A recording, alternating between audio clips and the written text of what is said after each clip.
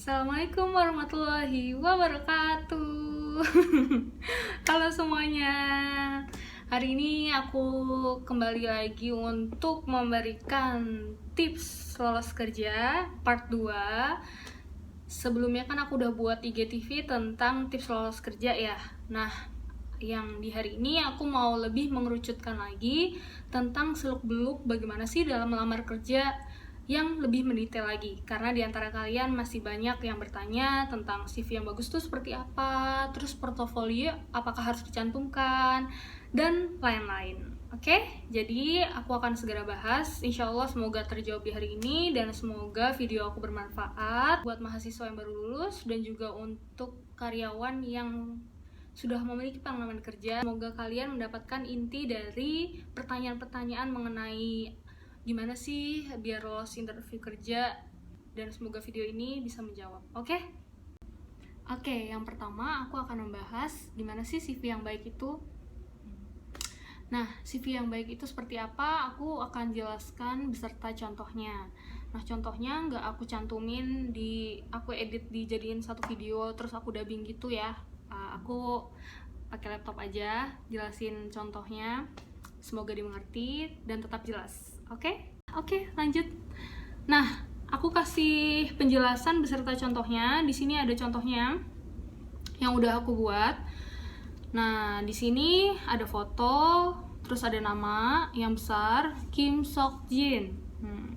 Foto ini bersifat sunnah, bisa dipakai, bisa enggak. Tapi kalau saran aku lebih baik dicantumkan, karena recruiter akan lihat gimana sih yang di CV dengan ketika ketemu langsung gitu. Apakah terlihat sama atau berbeda, kayak gitu. Hanya untuk make sure aja sih.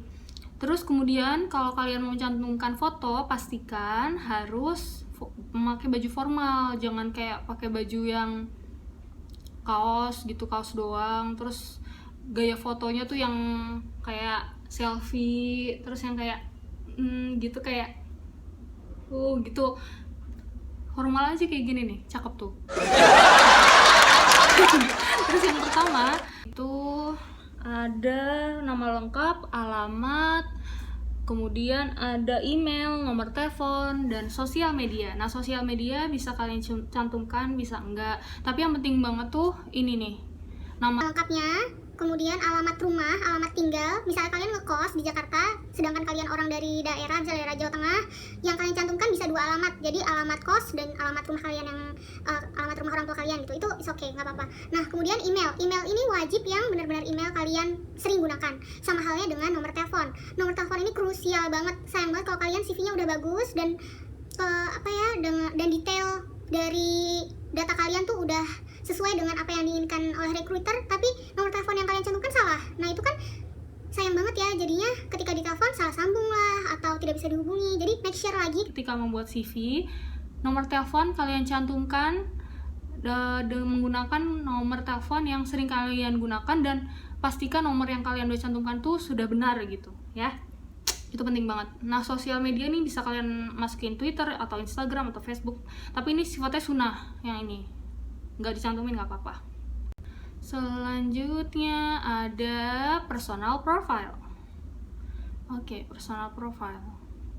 Nah, personal profile ini kalian diminta untuk ceritakan tentang diri kalian semeri aja gitu, kayak garis besarnya aja. Kalian lulus tahun berapa, kemudian kalian dari universitas mana, ambil fakultas apa, pengalaman organisasi yang pernah dilakukan, atau prestasi apa yang pernah kalian achieve, atau yang sudah pengalaman kerja kalian sebelumnya berprofesi sebagai apa, dan lain-lain. Pokoknya usahakan sesingkat mungkin aja, namun jelas gitu. Oke. Lalu lanjut lagi. Di sini untuk yang kalian, ini aku kasih contohnya nih, contoh yang harusnya tuh kalau di sininya kalian dari awal tuh sudah menulisnya bahasa Indonesia, isinya juga harusnya bahasa Indonesia. Jadi jangan seperti ini. Aku kasih contoh yang salah, cuman sebagai contoh aja ke kalian bahwa yang bagus, CV yang bagus itu adalah kalau kalian menggunakan bahasa Indonesia di awal. Pastikan untuk selanjutnya di sini misalnya pengalaman kerja atau pengalaman organisasi, usahakan selanjutnya juga isinya apa yang kalian lakukan juga menggunakan bahasa Indonesia. Nah, di sini ada pengalaman kerja, pengalaman kerja untuk bagi yang sudah memiliki pengalaman kerja ya, disesuaikan aja untuk kalian yang nonton. Kalau kalian baru lulus, bisa kalian cantumkan pengalaman organisasi atau pengalaman magang kalian.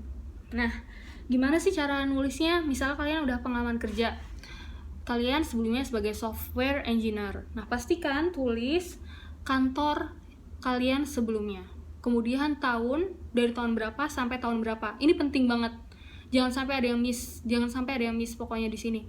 Jangan sampai cuma dikasih tahu kantornya doang, terus dari tahun berapa sampai berapa yang nggak dikasih tahu. Itu usahakan jangan dilakukan ya. Kemudian jangan lupa juga dituliskan job desk-nya tuh apa. Job desk yang kalian lakukan sebelumnya tuh apa gitu. Harus jelas biar kita sebagai recruiter tuh bisa melihat apakah ini sesuai dengan kriteria dari posisi yang kami cari. Karena misalnya di sini kalian sebelumnya software engineer misalnya. Nah, tapi di perusahaan kami misalnya kualifikasi berbeda. Jadi kita bisa tahu yang kalian lakukan di perusahaan sebelumnya tuh apa. Gitu detailnya. Misalnya kalian baru lulus tapi belum ada pengalaman kerja. Boleh nggak ya? Gimana ya kak, aku nulis apa dong gitu. Ya udah tulis aja pengalaman organisasi kalian selama kuliah. Nah, sama aja halnya kayak yang udah aku jelasin tadi. Kalau pengalaman organisasi berarti kalian tulis posisi kalian di organisasi tersebut. Misalnya contohnya adalah waktu kuliah aku ikut organisasi ISEC gitu. Terus habis itu posisi aku di situ sebagai apa yo? Ya nah, posisi aku di situ sebagai manajer apa gitu. Dan job desk yang aku lakukan selama di organisasi ISEC tuh apa gitu. Dijelaskan secara rinci. Nah, kalau kalian misalnya nggak ada pengalaman organisasi tapi punya pengalaman magang, ya udah ditulis aja pengalaman magang kalian di mana. Misalnya pengalaman magang di Rumah Sakit Jiwa Magelang. Nah, yang kalian lakukan berapa lamanya tuh ditulis, kemudian yang kalian lakukan dijabarkan 1, 2, 3 atau dan seterusnya sesuai dengan apa yang benar-benar kalian lakukan gitu ketika magang waktu itu. Nah, setelah kalian tulis pengalaman kerja, bisa lanjut ke pendidikan. Nah, pendidikan ini kalian gak harus nyantumin dari TK sampai kuliah. Yang kita minta 2 pendidikan terakhir aja, minimal 2 pendidikan terakhir. Jadi misalnya kalian lulus S1, berarti tulis universitas dan SMA. Lulus dari universitas mana dan SMA-nya atau SMK lulus dari SMK mana gitu ya. Nggak harus dari TK banget gitu. Nah, kayak gini, di sini ada contoh Universitas Diponegoro, ini S1-nya ya. Nah, dia tuh Bachelor of Engineering tahun berapa. Jadi kalian lulusan misalnya teknik kimia tahun 2019 gitu ya misalnya. Nah, kalian jelasin juga nih di sini, bisa kalian achievement kalian nih dijelasin di sini, nggak apa-apa. Jadi apa yang kegiatan atau hal apa yang saja yang kalian lakukan selama kuliah bisa kalian cantumkan di sini gitu ya.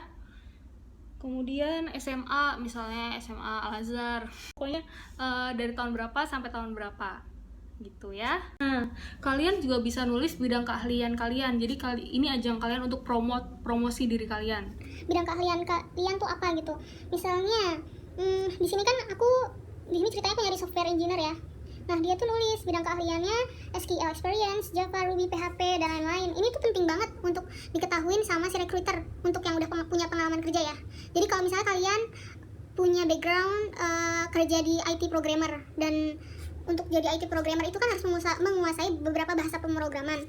Nah, penting banget kalian untuk di sini kalian tulis bidang keahliannya secara jelas, misalnya bisa PHP, Laravel, framework code igniter, atau Oracle database dan lain-lain kayak gitu. Kalian harus banget cantumkan di sini di bidang keahlian. Nah, untuk kalau lulusan baru, misalnya kalian tulis aja bisa Microsoft. Nah, bisa Microsoft Word, PowerPoint dan lain itu nggak masalah. Dan untuk yang akuntansi misalnya kalian udah bisa Excelnya tuh sampai mana kalian bisanya gitu. Kan Excel tuh kan kalau kita pelajarin kan lebih mendalam tuh, rumusnya lebih banyak ya. Ya udah kalian cantumin aja di situ gitu. Excel yang bisa kalian kuasai itu sampai mana aja. Oke. Kemudian kemampuan dan kompetensi. Kalau ini kayak lebih ke personal gitu, misalnya kalian cheerful, kayak orangnya sebagai recruitment nih, misal kalian melamar sebagai recruitment, orangnya cheerful, terus habis itu senang bekerja bertemu dengan banyak orang, terus memiliki communication skill yang baik, kemudian teliti, itu juga penting untuk dimasukin. Nah, untuk prestasi atau penghargaan, ini sifatnya sunnah, kalian boleh cantumin, boleh enggak. Lanjut ya, untuk warna atau untuk desain yang bagus tuh kayak gimana sih? Harus simple atau misalnya kayak gini aja udah cukup gitu. Kalau aku dan banyak recruiter lainnya, kita hanya ngeliat dari kompetensi base. Jadi kalau CV ini udah cukup mewakili apa yang kami cari, ya udah akan lolos. Dan desain ini nggak akan terlalu kita perhatikan gitu. Foto pasti sih diperhatiin, dan detail-detail ini lebih diperhatikan lagi. Cuman kalau kayak warnanya harus terang kah, harus ada bunga-bunga atau apa, itu nggak terlalu berpengaruh, kecuali untuk yang melamar sebagai fotografer, contohnya ya, contoh bidang pekerjaannya graphic designer, ilustrator, itu CV-nya tuh kalau menarik tuh kayak lebih menarik, lebih ada nilai tambah gitu. Tampilkan semaksimal mungkin lah dari CV sampai portofolio gitu. Kalian bikin harus unik mungkin, secantik mungkin.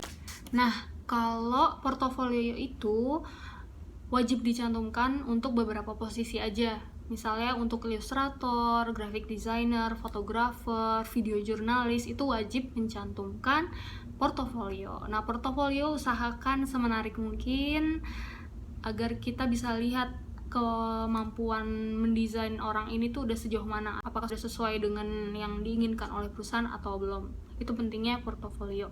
Oke, jadi nggak semua posisi harus mencantumkan portofolio. Nah, selanjutnya adalah surat lamaran. Untuk surat lamaran itu ada yang nanya nih, baiknya diketik atau ditulis? Oke, kalau saran dari aku lebih baik diketik aja. Karena misalnya kalian mau apply ke suatu perusahaan, kan biasanya bisa ada yang apply lewat email.